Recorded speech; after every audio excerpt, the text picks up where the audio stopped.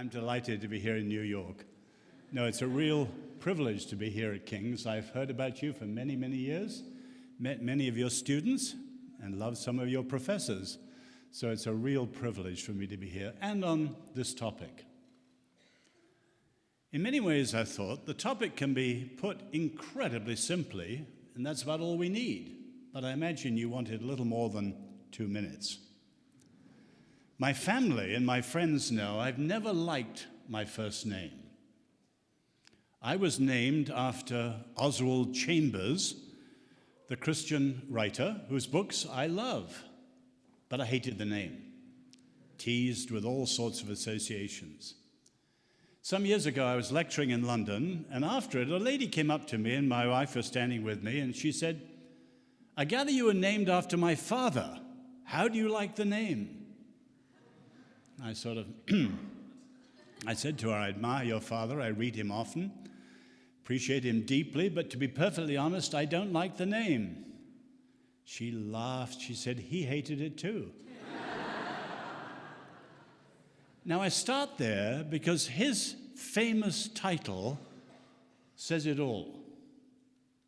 My utmost for his highest.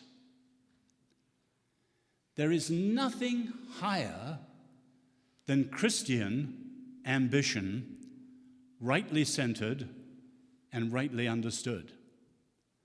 And if you understand what Oswald Chambers is arguing, we could go home now. But you're expecting me to say a little bit more. Why the crunch generation? Some years ago, I was at Stanford, and a student asked me a question I'd never been asked before. If you could be a member of any generation except the one you were born in, which would you choose? I love history. I grew up in China. I know the Chinese dynasties. I love the Athens of Pericles or the Rome of Trajan and Hadrian. And the 18th century, when our family brewery was founded and people like William Wilberforce and Edmund Burke were in operations, one of the great times in history. And of course, your own founding generation was extraordinary. All sorts of answers flashed through my mind in half a second.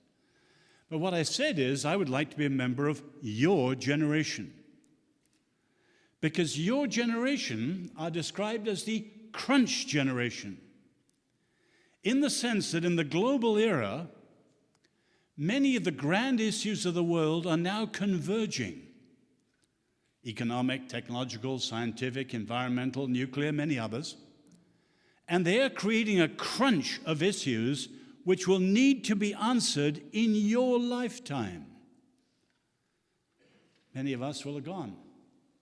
But in your lifetime, if humanity answers them well, it's in for calm sailing.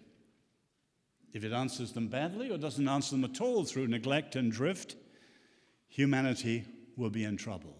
Yours is the crunch generation of extraordinary significance for the human future.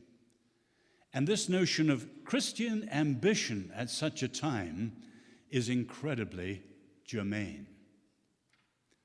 But much of it is relatively simple, although the whole notion of ambition gets challenging when we consider it in terms of the context of our lives.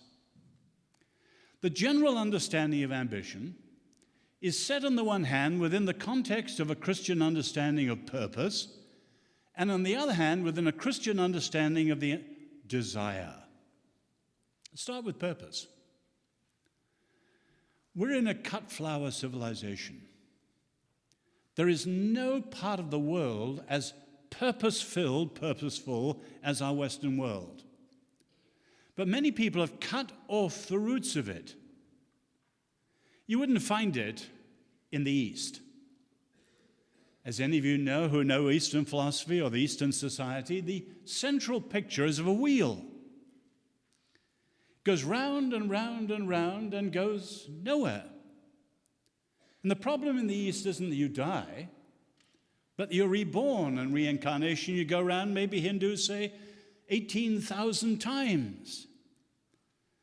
But desire leads to craving, leads to attachment, which binds us to the wheel, And we go round and round and round. And the goal is not freedom to be individuals, but freedom from individuality, because individuality is the problem. It's what keeps us caught in this world of maya or illusion. So the goal is to escape that. And as the river merges with the sea or salt merges into water, so we should merge our individualities into the great ground of being, or as the Buddhists say, achieve the not self. Interesting, when Buddha was liberated, he didn't say under the tree in Bodh Gaya, I am liberated. He said, it is liberated. He'd achieved the not self. One of his followers said, I am now a somewhatness for no one. And you can see in that understanding of the Eastern philosophy and religion, there is no high sense of individual purpose and fulfillment. How about our secularist friends? You have a very different picture. When I was a student your age, I sat under Bertrand Russell and heard some of his last seminars at London University. We come, as he says, from a chance collocation of atoms. So there's no meaning out there in the universe to be discovered. If you want meaning, we do it ourselves. And his picture was always of the Greek giant Atlas, who carries the world of his own meaning on his own shoulders. Or as Nietzsche put it, you've got to so live to say, thus I willed it. Or Ayn Rand, who used to glory in the New York skyline as an example of it, you must so live to be able to say, and I meant it. Frank Sinatra, more simply, excuse me, I did it my way. But obviously, our sense of purpose in the West didn't come from either of those. And today you have various bastard forms of these things in lots of places. I remember a few years ago, I was coming into St. Pancras Station from Brussels on the Eurostar. And the last buildings before you enter the station are very dilapidated. On one of them, there was this graffiti. You only live once, and it doesn't last. So live it up, drink it down, laugh it off, burn it at both ends. You can't take it with you. You only live once. Now, you immediately recognize that, the YOLO philosophy, which swept some of the American campuses briefly for a few years. It's a bastardized form of Epicurus. Eat, drink, and be merry, for tomorrow we die, which is actually a bastardized form of what the poor man actually said. But you can see there the confusion of purpose and the shallow purpose, and many people searching for purpose, and yet that deep sense of purpose is still so profound. And of course, in the Christian understanding, that's rooted both in creation and in calling. And you could say in the biblical understanding, certainly for Jews and for Christians together, purpose is partly be who you are.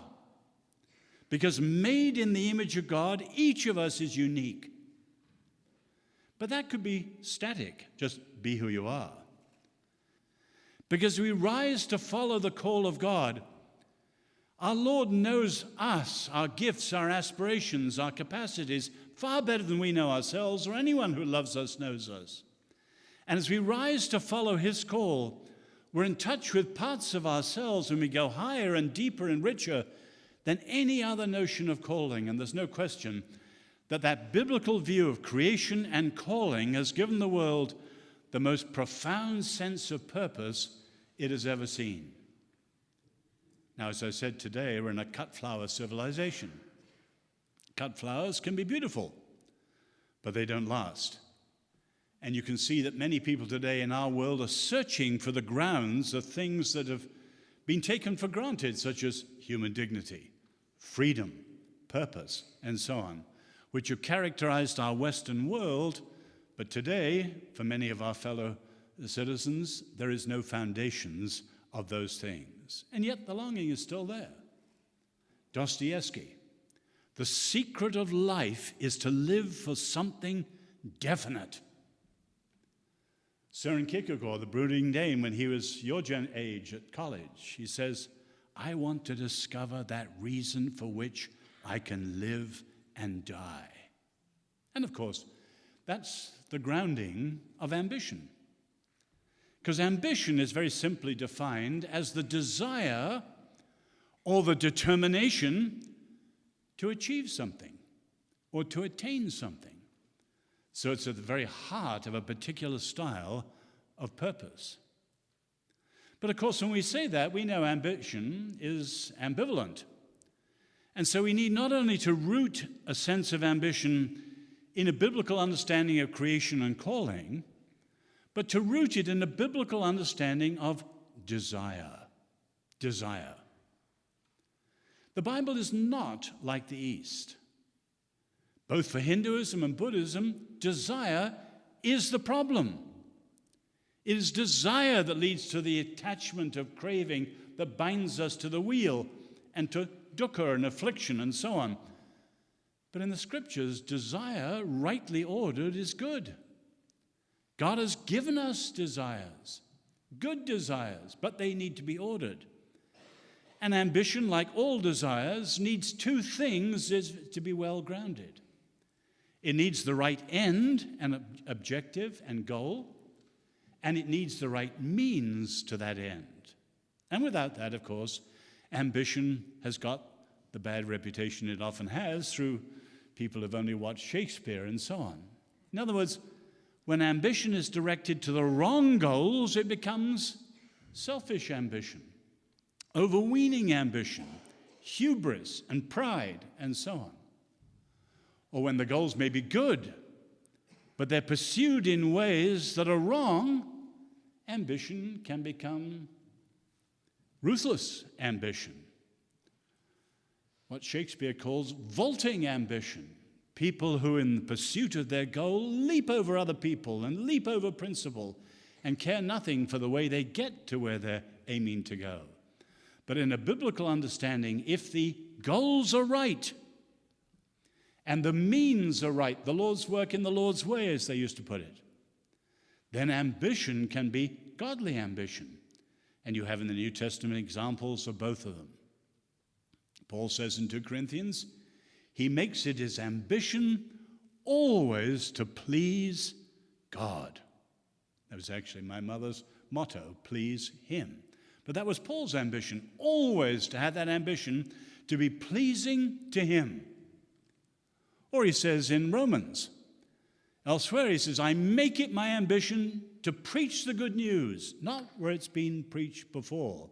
And you have many times in the New Testament when Paul is using the word ambition, where the end is right and the means are right and ambition is wonderful. And I hope you'll see tonight, every one of you as a follower of Jesus should have the most profound sense of purpose, and it should be pursued with passion and with ambition. Now, of course, you have negative ambition in the Bible too. So those two things are relatively easy to say, and they're much illustrated, of course, in the great literature of our Western world. Shakespeare's Julius Caesar, Shakespeare's Macbeth, John Milton's Paradise Lost with Satan, and so on. That, I think, is relatively easy. But the challenge comes with a third point. Not just make sure your goal is right and your means are right in serving that goal, but you need to consider what is realistic and what is right in your generation. You have the very interesting verse at the end of Jeremiah, where after 586, the siege of Jerusalem, everything's in chaos. And the Lord has a special message for Jeremiah's scribe, Baruch. He says, are you seeking great things for yourself? Don't seek them. Now, many people have looked at that in isolation and said, there you go, ambition is wrong. He's being rebuked for seeking something like that. But that's to miss the context. Baruch, who was a good man, if he'd been a scribe, a secretary, an assistant, say, in the times of King David, he would have flourished and found it easy to get to the very top. But in the time of the last decades of Judah, before the siege of Jerusalem, there was no chance for a good man to succeed. And you can think of many Christians in many different periods. Some have had relatively easy life settings. Others have had very difficult settings, economically, socially, politically, or whatever, and their ambitions have had to be tempered by the times in which they live. But surely we have in the New Testament the wonderful example of Paul's tribute to King David, where he says about David, after he'd served God's purpose in his own generation, he fell asleep. Now, he doesn't serve himself, and he doesn't serve his generation. You can see how many people have gone astray with both of those, just serving themselves, selfish ambition, or serving their generation in a short-sighted way. That's always been the problem of theological liberalism, chasing the spirit of every age as it's passing and then selling out in compromise. Whereas it said of King David, he served God's purpose in his generation. And that, of course, is tougher, because it means we need to have a sense of individual calling, but also to have a great sense of our generation and God's purposes in our generation. And that's the hard part. So the challenge to have the right goal, relatively easy, certainly easy to say. The challenge to have the right means, relatively easy, although we all need accountability groups to make sure we're doing it in practice. But the really challenging one is in a crazy time like our own today, to really have a sense of the times in which we live so that we can be ambitious to serve God's purpose in these extraordinary times. Let me shift to saying something about that. Only the Lord can tell each of us what we're about. It's certainly not my business, and I would never set out to try to do that. But you can see, if you look around the world today, we can see the grand global tasks facing the church in the 21st century. And whether you address these things directly, you should at least hold them in the back of your mind so that your calling has a real sense of the greater backdrop of our time. What are the grand tasks we face today? The first is to prepare the global south. As you know well, the gospel is exploding in the global south. The church isn't doing well in Europe, although there are signs of a turn. The church is not doing well in America. But in the global south, sub-Saharan Africa, Asia, an explosion of the gospel, where I happen to be born in China, is the epicenter of the fastest growth of the church in 2,000 years. And all of you know what's happening, or you visited, or maybe you come from those parts of the world. It's true, it's encouraging, it's inspiring. But there's a sting in the tail. Excuse me. I'm just getting over pneumonia. Much of the global south is pre-modern. Pre-modern. What is done in the church in the West is its capitulation to the advanced modern world. In other words, their challenge is coming. And you can see even in China, the Chinese Christians survived the most brutal, systematic persecution probably the world has ever seen under Mao Zedong. But today, having survived that persecution, many of them are moving to the new big cities like Shanghai and Beijing and so on, and they're finding it harder to negotiate the challenges of big city urban life, and they're falling away in numbers they didn't even under persecution. Their challenge is coming, and of course, we in the West have a great key part to play, saying humbly to our sisters and brothers in those parts of the world, don't do what we did.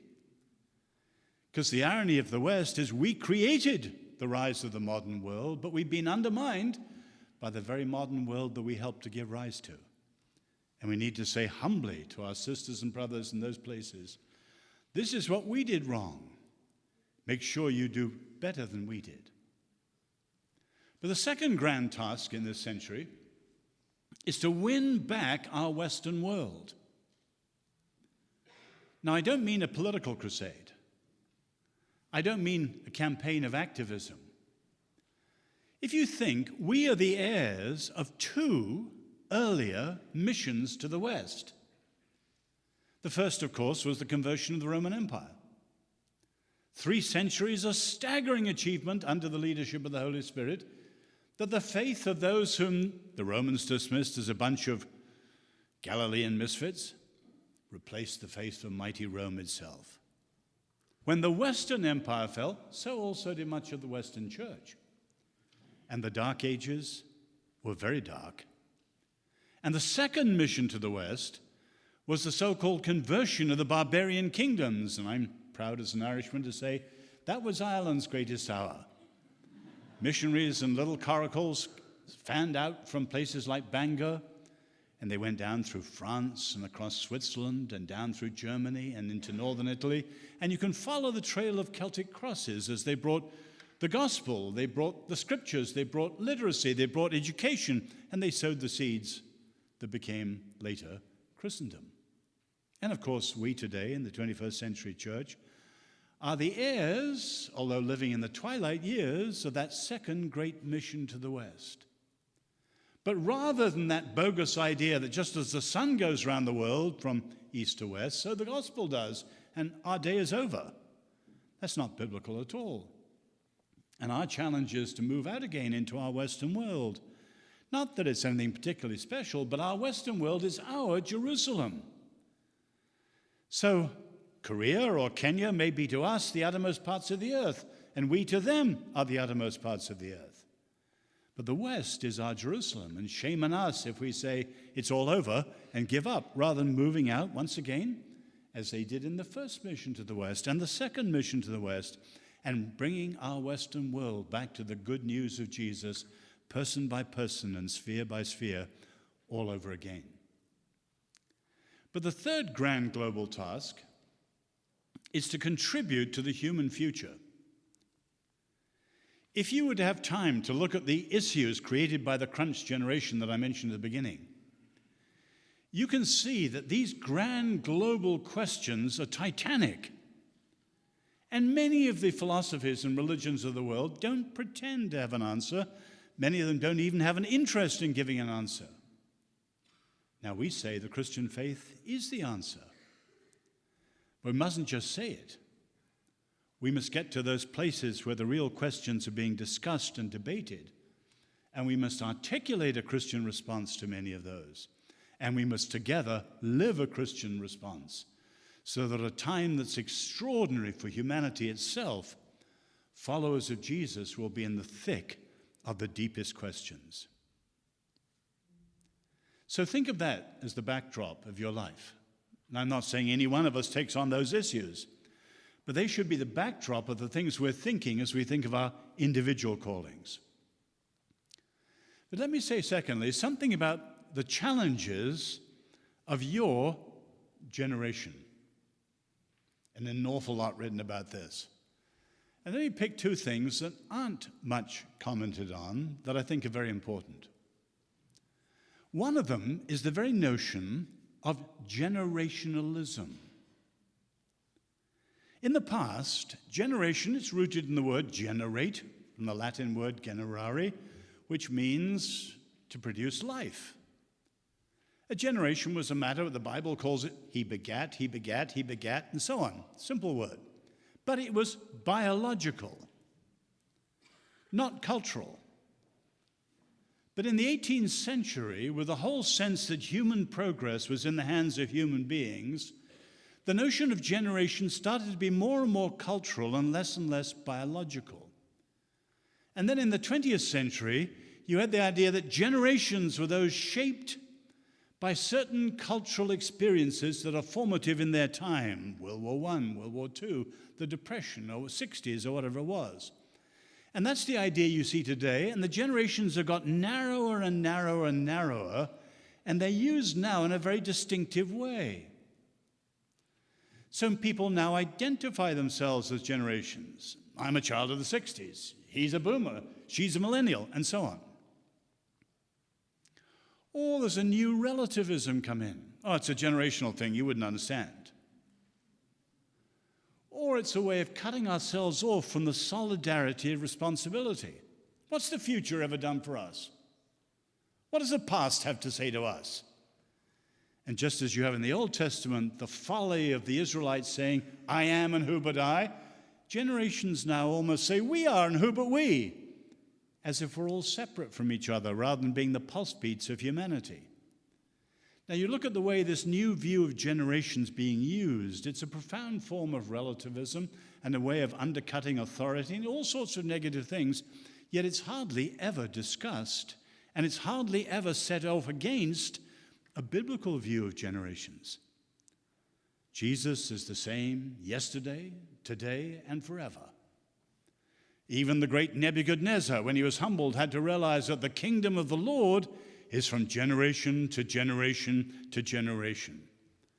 And we of all people, as followers of Jesus and readers of the Scriptures, should have a far deeper and more dynamic and lasting view of generations than this present generationalism which undercutting so much of the thinking today. So be very wary of just seeing yourself as a millennial or whatever, and really see yourself as a follower of Christ who happens to be a millennial, but you're a follower of Christ first, and you buck many of the features of generationalism. Or take a second feature of your generation. I'm a child of the 60s. My first book is in the 60s, but I have to say now, looking back of all that's happened since, we didn't see half of the things of the seeds in the 60s that have now flowered since then and the radical destructiveness of them. What do you think is the most radical idea around today? Many people would say what Pope Benedict called the tyranny of relativism. But I actually think there's something far deeper than that. And that's the modern notion of constructionism. The idea that there are no givens, there are no rules, and there are no limits. Everything is socially constructed. Now, of course, social constructionism is partly right. But when everything, without exception, is made socially construction, then we're profoundly in trouble. And you can see, say, with the sexual revolutions, the 50 orientations, the 10 pronouns we can choose, and so on, the chaos of this, of saying there are no givens, no rules, no limits. And truly, you're in a Babel-like moment of people, and that, I think, is the greatest challenge your generation faces with some of the far-out thinkers of our world today. And if that notion is applied not just to the sexual revolution, where it's borne fruit most at the moment, but to politics, then the American Republic will be profoundly in trouble. Now, over against ideas like that, we need to look at things that are profoundly biblical but clearly missing, and I want to mention one of those for your generation. I mentioned freedom. If you were to ask the average American, where does freedom come from? Most people would say the Greeks. But the founders were not actually that strong on Greek democracy. It didn't last very long, and it also ended up in tyranny. Others would say, knowing a little more, maybe the Romans and the whole idea of the republican virtue and so on, but that's not exactly a grand appealing thing today, and the Romans weren't that strong on freedom for everyone. People with a little more academic knowledge might talk about the new science of politics, and people, say, out of an English background like mine would say it was the ancient liberties of the English, as it used to be put at the time of the Revolution. But what's interesting, almost nobody says the principal gift behind American freedom, which is covenant. Covenant. Historians now point out that covenant from Mount Sinai in the book of Exodus jumped to the radical Reformation, Switzerland, Holland, Scotland, England, where it failed in England, New England, and was secularized and nationalized and became the Constitution. But what was it about the notion of covenant that was so profound in giving us freedom? The Catholic centuries, sadly, had all been hierarchical in power. And they perpetrated on the world some of the worst evils the church has ever perpetrated. The Inquisition, the notion that error has no rights, and many things like that. And you do not get freedom out of hierarchical systems of government. What was it about covenant? Well, you can see it in the book of Exodus. You can see it in the Constitution. There was first a free, voluntary consent. There was, secondly, a morally binding pledge.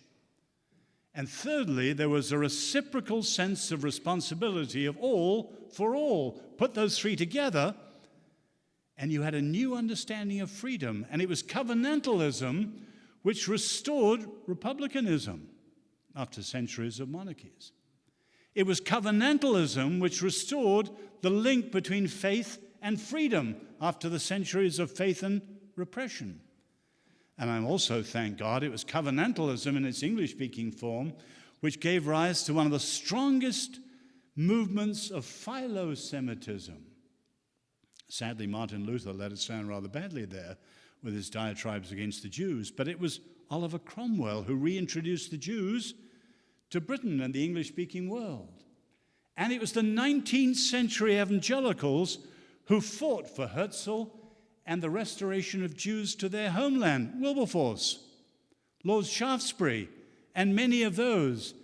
And while anti-Semitism is a terrible stain on the history of much of the Christian church, through covenantalism, it's one of the glorious moments of evangelicalism and our link not only to freedom, but our link to the Jews themselves.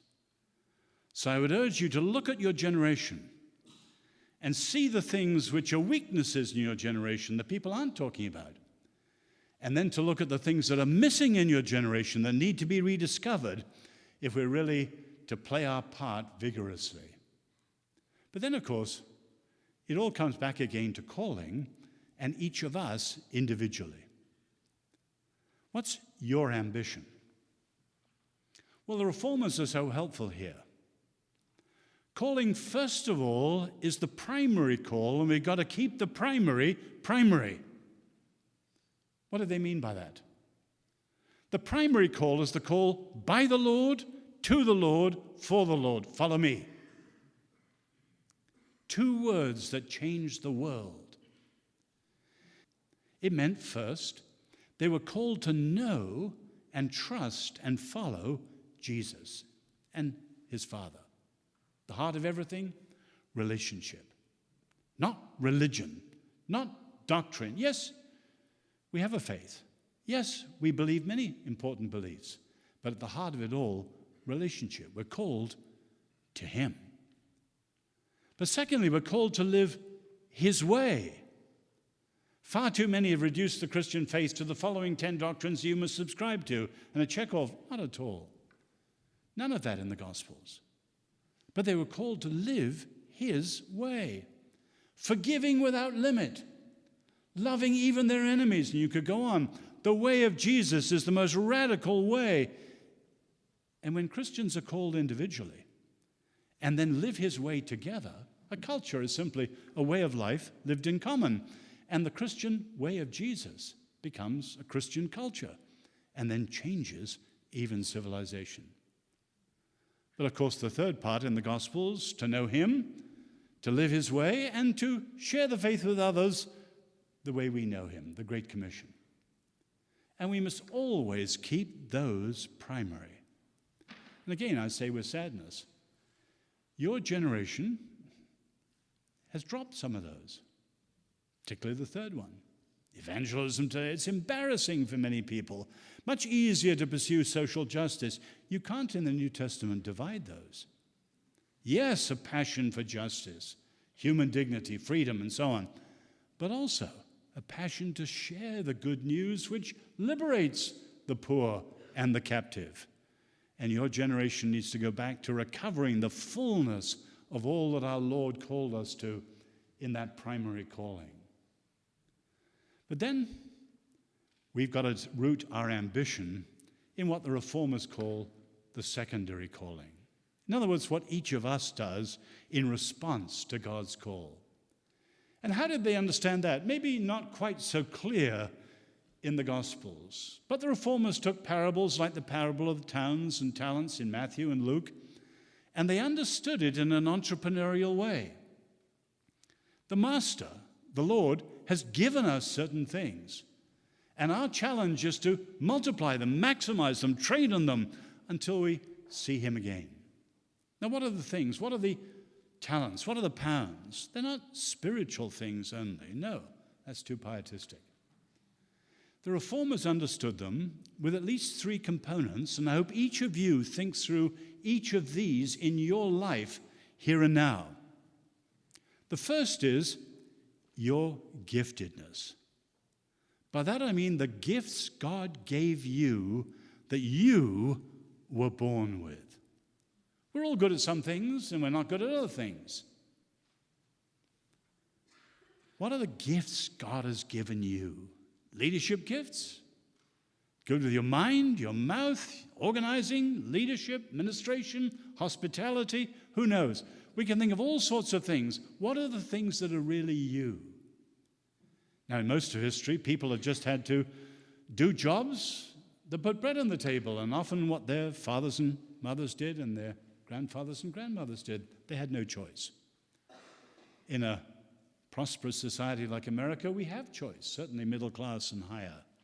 And we should choose to do those things so that the giftedness gives us an understanding of our callings, and that shapes us in terms of the jobs we choose and the careers that we pursue. Think of your giftedness. Secondly, think of your resources. Say that word and everyone thinks of money, and I don't mean money only. But if you think of your resources, your families gave you strengths. Your schools gave you strengths. Your colleges give you strengths. King's is going to give you things that many other places wouldn't give you. Your culture as American gives you strengths. I'm obviously European. I've seen many Americans come over to Europe and they make suggestions. Hey, how about this? How about... Oh, no, we've never done it that way. We couldn't do it that way. In Europe, there's no can-do spirit. The can-do spirit is something in the air in this country. It comes with your mother's milk. It's an American thing, and it's part of your cultural resources. Now, of course, you also have the opportunity to do it.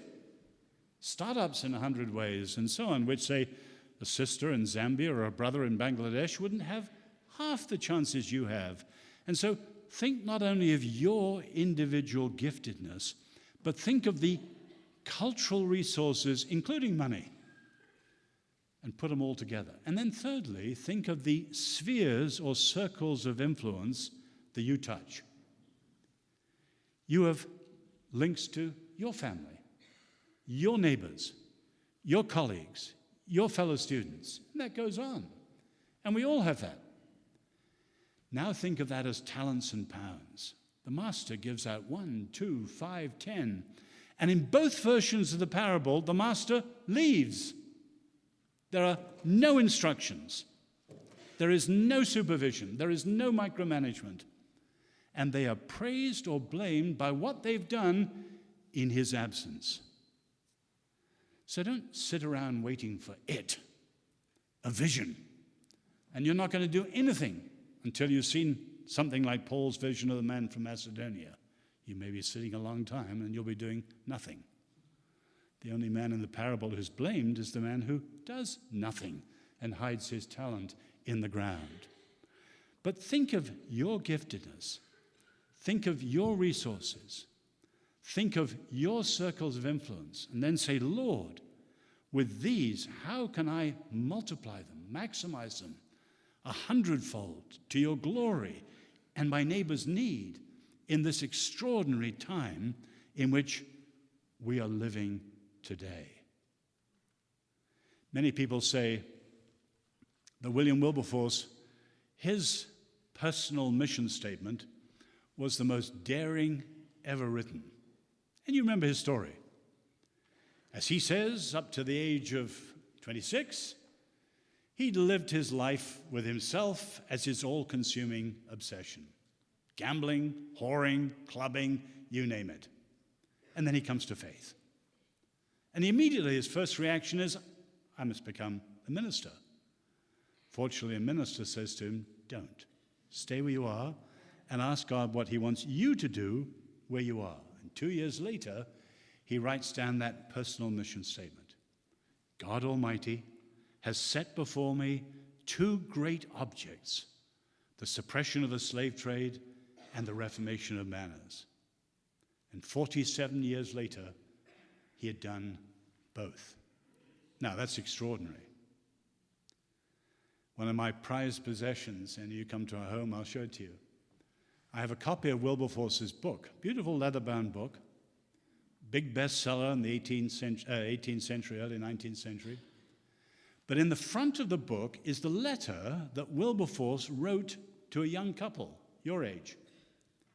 And he says in the letter, I want to send you the book because I want you to know the reason for the great change in my life so that you can have a purpose like I have. And you look at the book and you can see the couple have ticked it all the way through, the things that struck them, and then they put their initials at the end and ticked that in pencil. And they in their turn came to faith, and they in their turn became reformers fighting for justice and freedom in the 19th century. But what I love about the book is, here he is, and this letter and this book was sent just 3 months before he died. So he's still fighting for abolition. And it's past 3 days before he died. But at the same time, fighting politically against slavery, he's also reaching out on a personal level, sharing his faith, because that was what the animating drive in everything he did.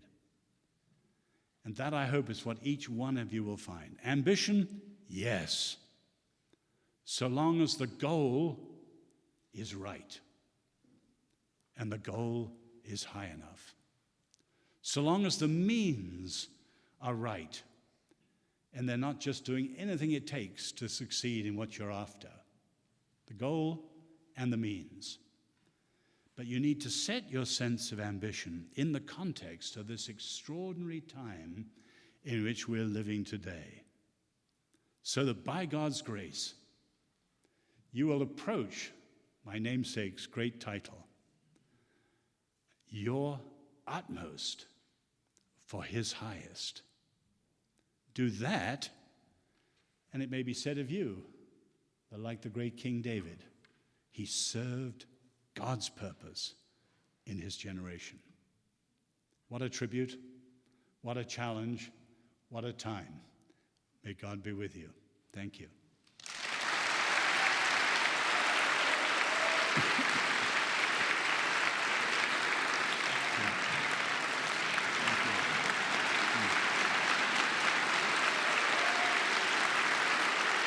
Thank you.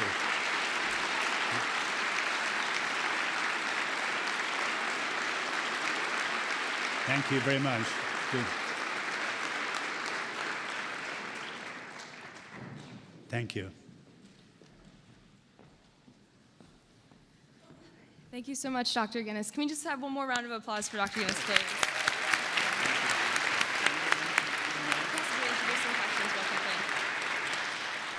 At this time, we have some time for some questions from the audience. If you guys have a question, please just line up down here by Elizabeth. She has a microphone for you.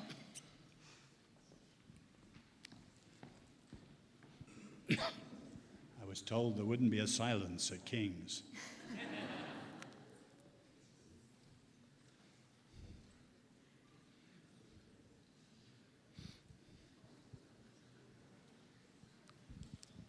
Well,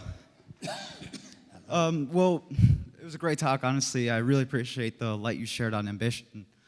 But one question that I have is, I've noticed the majority of people who do things in life, it's based on two things, whether it's ambition, which we already covered, but the other thing I've also noticed is passion, and then the intermix of the two.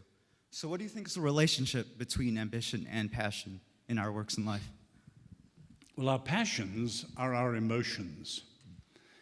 If ambition is that desire or that determination to attain something or achieve something, the ambition will come from the strength of the emotions that we put into them. But of course, with our emotions, they have to be ordered. And it's our emotions that very often take us astray. So, ambition can be the pursuit of envy and so on. Emotions come in and we're jealous of someone. So emotions are incredibly important if rightly ordered. And this is why the scriptures have a high view of desire. We love the place of desire, rightly ordered. And the great thinker on this is, of course, St. Augustine. When our desires are rightly ordered, they're right to the right motive and the right means, desires are wonderful. Passions are wonderful. So, great question.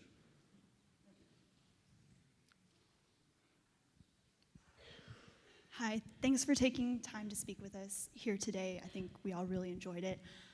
My question is, in light of generationalism and living in with the means of our generation, how do you rectify that with older generations telling you all the problems lie with your generation? Or kind of that critique from older generations on the younger? Well, it used to be understood, and this isn't just a Christian comment, this would be everyone, that the combined wisdom of the ages probably outweighs the wisdom of any particular generation. What changed that is technology. There was a famous lecture here in New York at the other King's, which became Columbia, Margaret Mead in the 1960s, when she argued for the first time in human history, the elders, put simply, didn't have a clue what the young were experiencing. Or you can think of current commercials. You've probably seen that commercial with grandchildren arriving at their grandparents' house, bringing the grandparents meet them with all the things they want fixed. It's a typical modern example. The older generation hasn't a clue, and so on. Now, it's technology and the speed of change which has changed that. But in the scriptures, the place of elders, the place of experience, partly through failure and contrition, we need to recognize the place of learning from the old. And there are people today like, say, Jim Houston in his 90s, still a fount of wisdom going around the church. And we need to appreciate that and not think, one of the craziest things in the 60s was, don't trust anyone over 30. That was stupid. And Tom Oden rightly replied to it, don't trust anyone under 300. Well, here's tongue-in-cheek, you know what he means. In other words, we've got to value the place of those who've gone before, who have experience. Now, we've got to say, if you look, say, at atheism and the Christian faith, atheists are very bad at this. And you can see it's affected childbearing. You have someone like Arthur Koestler, and there's a direct relationship between his having no children and his being an atheist. He lived only for himself in his generation. And you can take certain religious groups, take, say, the Jews. Secularist Jews have children below the replacement rate.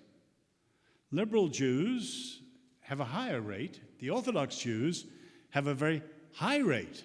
In other words, the stronger the faith, the stronger the sense you have children despite the darkness of the times, and so on. Now, when we come to the evangelical movement, sadly, there are many evangelicals who are closer to atheists, in other words, who put all their stress on the now, the immediate, the relevant. Don't trust anyone over 30. It's just foolishness. You could think, say, churches that don't sing anything that's older than 2000. Well, that's pathetic. Pathetic. Not only are some of the new songs rather poor, with the exceptions of people like Keith Getty and a few others, but they lose the great heritage of the faith. When do you enjoy 6th century Latin hymns? Or the only one that really survives, I'm glad, is an Irish hymn, Be Thou My Vision, from the 9th century. But many people don't know Charles Wesley and Isaac Watts and Fanny Crosby and all these things. And many young evangelicals are crazy with their pursuit only of the relevant. And they're all the poorer for it. We should have a rich sense of all the centuries. Hi. Hi. So, that's all. So, continuing our discussion of generationalism, you said in your speech, David served God within his generation. Now, God's purpose in his generation. yes, served God's purpose in his generation. Personally, I want to help a lot of people and a lot of people in my generation, specifically with music. And I was just wondering if you could share a time in your career and in your life, perhaps when you were younger, perhaps as recently as last week, when serving God's purpose seemed to get in the way of helping people.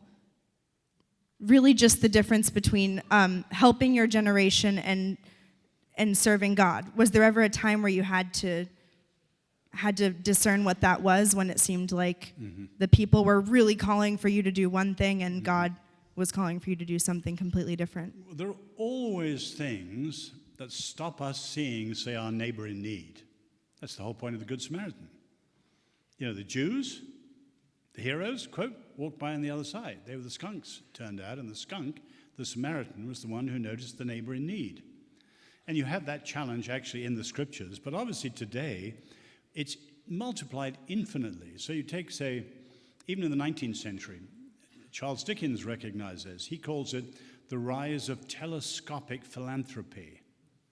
If you read Bleak House, there's a lady called Mrs. Jellyby who cares for the children in Africa. And she's passionate about the children in Africa. Little suffering kids are falling down the stairs right in front of her. She can't see them because her eyes are fixed on Africa.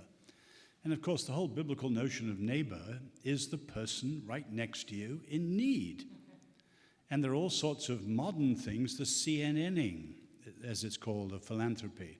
You can be deeply moved. It first happened in the Sudan famine in the 1980s with Live Aid and so on. So you see something on television, you have the spasm of compassion and giving, runs out, of course, because you can't sustain it. Because now the neighbor is all over the world. So we need to examine all the things in our world which are shaping us following the simple teaching of Jesus to love our neighbors as ourselves. One your generation faces is the very obvious one of cell phones. You know how many cartoons or photographs have shown us kids at the same table, not talking to each other face to face, but texting each other.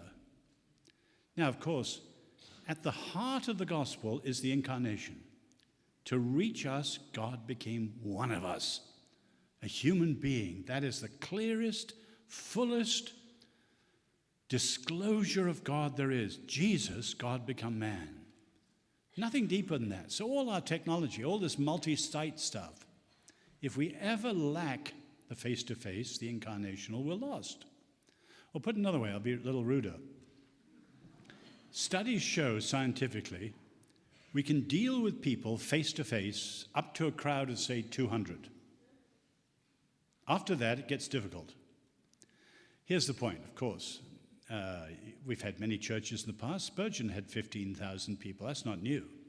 But when you get above 200 and you can no longer really be face-to-face in your relationships, then whatever it is that is the binding thing, so you can have a city of 40 million or a mega church of 50,000, whatever it is that binds you together will eventually shape the quality of the character of the city or the church. So if a church is 50,000 strong based on technology alone, it's got to be very careful that technology will overpower human relations, and so often they do.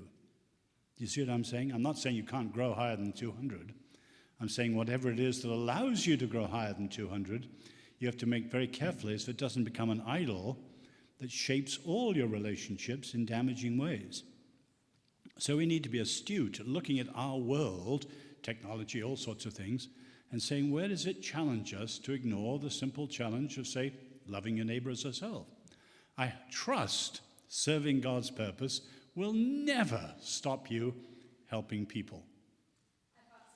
If it does, there's something wrong.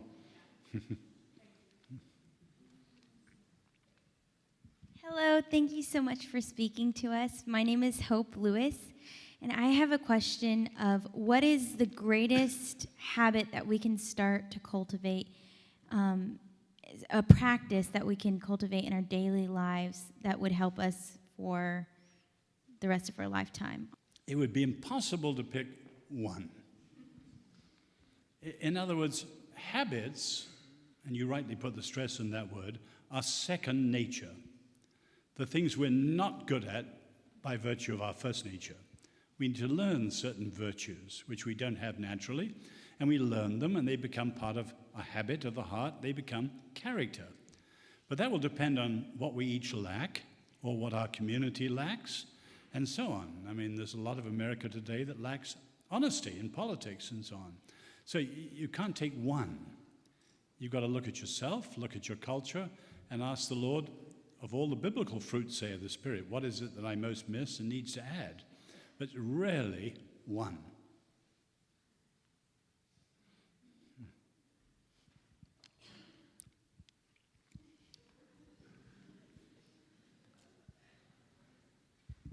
Thank you, sir, for speaking tonight. So you spoke a bit about how the Northern Hemisphere has experienced... See? You spoke about how the Northern Hemisphere has experienced the age of modernity, but how the challenge to the Southern Hemisphere is that they have not yet experienced modernity. Mm-hmm. You also spoke of how one of the dangers of modernity is that constructionism, having no rules or no givens. And I'm interested to know what you think, what is the driving ambition, the singular ambition of what it means to be modern in our time, and is it always bad? Is what we've defined as modern, is it always bad, or is it just bad where it turns towards construction? No, of course not. Modern is simply the Latin word for just now. Now, the word modernity, though, needs to be thought through. Modernity is more than ideas. In other words, modernism, ISM, postmodernism, or relativism, or secularism, they're all sets of ideas. That's all. And a key thing about an idea, good or bad, is you can be argued out of it. Say you come in an atheist, and you're convinced it's wrong, you could leave a Christian, or a Jew, or a Buddhist. In other words, you flick your fingers, change your mind, and the ideas are gone. But modernity is more than ideas. It includes the Industrial Revolution and everything down to cars, satellites, smart devices, and so on. You can't flick your fingers and get rid of that. In other words, you can be postmodern in terms of ideas, but you can't really be post-modernity because the modern world in total, it's inconceivable of it disappearing short of a nuclear disaster worldwide, which would be horrendous. Now, we need to learn to grapple not just with ideas. A lot of Christians are good at looking at ideas. I always say some Christians could smell a relativist at 100 yards. They're sort of finely attuned to ideas. But modernity, they haven't a clue. Now, modernity, as you rightly point out in your questions, not all bad. It's double-edged. Which of us would go back to pre-modern medicine? Thank God for medicine. And there are many other blessings of the gifts of modernity. But we should have a balance sheet in our minds, so discerning that we know where it's terrific and where it's dangerous. For instance, let me just mention a couple of simple effects at the heart of modernity many Christians don't recognize. Modernity shifts us from authority to preference. Now, you could describe it at great length, but at the heart of that is consumerism. Everything in the modern world is choice and change. Not just you've got 100 cereals you can choose from, hundreds of relationships you could choose from, and hundreds of worldviews you could choose from. So modern people are described as conversion prone. Everything's a matter of your choice. So you pass down a buffet in a nice brunch. You don't like lettuce, take cabbage. You don't like carrots, take radishes or whatever. Everything's a matter of your choice. Now, that notion of preference comes into everything now. It's the church of your choice. Music's too stuffy or it's too contemporary. Sermons are too long or too short. Well, there's always another one. And you can see that that's given, particularly evangelicalism, this crisis of authority. It's not just undermining the theology of the Bible. That's happened too. It's just this modern psychology of choice, preference, and so on. So we've shifted from authority to preference. And young evangelicals now, the justification, say, for homosexual lifestyle, absolutely bizarre. I've talked to some of these guys. Bizarre, but it's par for the course when you see where America is in terms of modernity. Or take a second one that's very, very important. Modernity shifts us from the supernatural world to a secular world. In the pre-modern world, whether it's Christian or pagan, the unseen was not unreal. The unreal was more real than the seen. So people understood things as basic as farming or sex or law in the light of the unseen world. The unseen was not unreal. But in the modern world, what's unseen is unreal. Peter Berger says, we live in a world without windows. Now, this has affected the church. It's part of the reason for us being highly secular. Many evangelicals are atheists unawares. They have words like prayer, but is it a living supernatural thing like it was, say, for Elisha?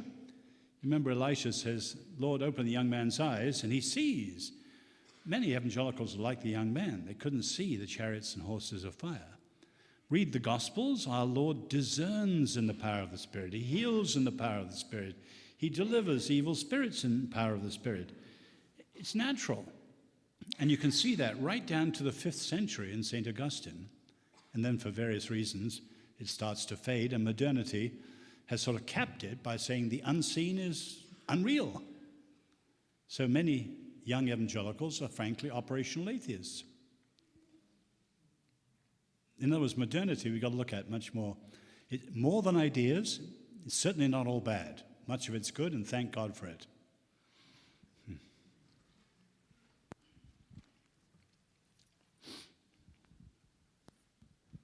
Hi, thank you so much for speaking to us tonight. You mentioned that today we need to address the questions that have arisen. And I was wondering why in the West there's such an emphasis on Christians engaging the arguments and also winning the arguments in the public sphere, while in many parts of Africa and Asia, Christianity isn't even recognized in the public sphere, yet it's still growing exponentially. The reason in the West is we are mostly in democracies. And in democracies, it's the responsibility of citizens to argue for whatever they want to argue for in the public square, and shame on us if we don't. If you look at evangelicals in the 20th century, for most of the time, evangelicals were out of it. Their faith was described privately engaging, publicly irrelevant. They weren't involved. Even many of the activist groups that I might disagree with currently are based on the assumption in the last election there was something like 4 million evangelicals who didn't vote. Now that's a tragedy, because this is a democracy, and we're responsible for the governments we bring in. Now, of course, we've got to think, debate Christianly when we get in there. So it's not enough just to do it any old how, and that's been a problem. So you've got one extreme is privatization, another extreme is politicization, and turning the gospel into some sort of political movement. That's the other extreme. But unlike many, say in China, you wouldn't have a chance. There's no way. It's a totalitarian society. We have that freedom. It's tragic if we squander it.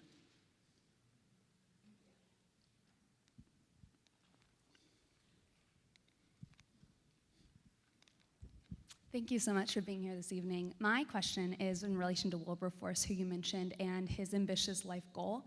And it's interesting now for us to look back and see how impressive that was, that he spent his entire lifetime working towards reforming England. But how would you recommend, in a modern day sense, for Christians to follow an ambitious life calling if that takes their entire lifetime? How would you recommend being faithful to that end? Wilberforce didn't do it alone. Without the Clapham Circle, as it was called, his wife and close friends, he would never have done it, because sometimes he was discouraged and downhearted or sick or beaten up, and it was friends who kept him going, and we all need that. Sometimes friends need to hold our feet to the fire. Sometimes friends need to encourage us. You're doing better than you thought. We all need friends to hold us accountable, to encourage us, to really keep us going over the course of a lifetime. Anyone could do it in short bursts. For Wilberforce, 47 years, and that persistence was incredible. Now, he's unusual. At his memorial, one of those who eulogized him said how unusual it was, notice the play on words, the termination of his life and the termination of his labors coincided. So he died 3 days after abolition was passed. Incredible. Most of us would be more like Hebrews 11. In Hebrews 11, the people of faith saw their visions, vision, venture, risk, cost, calculation, and they were always over the horizon. And the Lord says he's not ashamed to be their God because they saw these visions over the horizon, so he's prepared a city for them. Most of us would be like that. Reinhold Niebuhr has great stuff on what he calls the incompleteness of most lives. In other words, don't expect that if you have a Wilberforce-like ambition, you'll do it and then you'll die and say, I've done it, thank you, and more. No, that's very, very unusual. But we do it knowing the fulfillment of our dreams and visions. Maybe our grandchildren will see the blessings of or whatever. We'll never see them. But we still got to have the courage to go for it. I'm proud and grateful my ancestor was not only a fine brewer, but a friend and economic supporter of William Wilberforce. And of course, in those days, it was business people who gave the financial energy and know-how to many of the politicians, and we've got to have that again today. Can we have one more round of applause for Dr. Guinness, please?